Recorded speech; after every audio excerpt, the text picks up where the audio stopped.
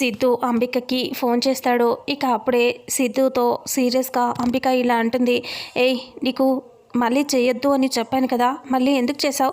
ఒకసారి డబ్బులు ఇచ్చాక మళ్ళీ ఫోన్ చేయొద్దు అని చెప్పాను, మళ్ళీ నాకెందుకు ఫోన్ చేస్తున్నావు అని అంబిక సిద్ధుని అంటే, ఇక అప్పుడే లక్ష్మి ఇలా వాళ్ళు వస్తున్నారు కదా అని చెప్తామని చెప్పి ఇలా అంటాడు సిద్ధు.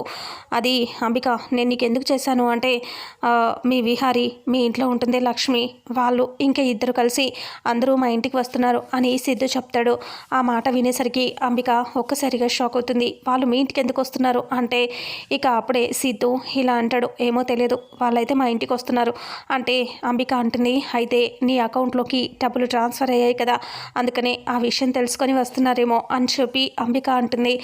అప్పుడే సిద్ధు ఇలా అంటాడు, ఒకవేళ ఆ విషయం గురించి వాళ్ళు వస్తున్నారు అంటే మాత్రం నేను నీ గురించి చెప్పేస్తాను అంబిక అని సిద్ధు చెప్తాడు. ఆ మాట వినేసరికి ఒక్కసారిగా అంబిక షాక్ అవుతుంది. అప్పటికే విహారీ, లక్ష్మి, ఎస్ఐ, చారుకేశవ అందరూ కూడా అక్కడికి వచ్చేస్తూ ఉంటారు. సిద్ధుతో సీరియస్గా అంబిక ఇలా అంటుంది, చూడు నా గురించి చెప్తే నేను అస్సలు ఊరుకోను, నేను చంపుతాను, నా గురించి చెప్పొద్దు, ఆ 100 కోట్ల స్కామ్ గురించి మొత్తం బయటపడుతుంది అంటే అదే కదా నేను చేస్తాను, ఇప్పుడు నా గురించి బయటపెట్టి ఇక్కడేమైనా డిస్టర్బ్ జరిగిందంటే మొత్తం చేసిందంతా నువ్వే, ఆ డబ్బులు నాకు ఇచ్చింది నువ్వే అని కూడా చెప్తాను నేను అని అంటూ సిద్ధు అంటాడు. ఆ మాట వినేసరికి ఒక్కసారిగా టెన్షన్ పడుతూ సిద్ధు ఫోన్ పెట్టేసి అలా ఉంటాడు. అప్పుడే ఇంట్లోకి ఎస్ఐ, చారుకేశవ, విహారీ అందరూ వచ్చేస్తారు. రాగానే సిద్ధుని పట్టుకొని అడుగుతూ ఉంటాడు. చారుకేశవ, ఎస్ఐ ఇద్దరు కూడా ఇలా అడుగుతారు, రేయ్ చెప్పరా, చెప్పు అసలు నీకు ఆ డబ్బులు ఎలా వచ్చాయో చెప్పరా అని అంటూ అడుగుతూ ఉంటే, నాకు తెలియదండి, అవి ఎలా వచ్చాయో నాకు తెలియదు అని సిద్ధు చెప్తూ ఉంటాడు. చూడు నీకు తెలియదు అని చెప్తే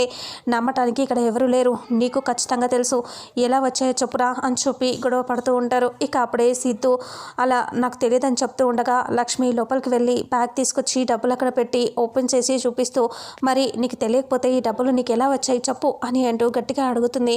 ఇక అప్పుడే సిద్ధు అందరూ ఆ డబ్బుల్ని చూసి ఒక్కసారిగా షాక్ అవుతారు.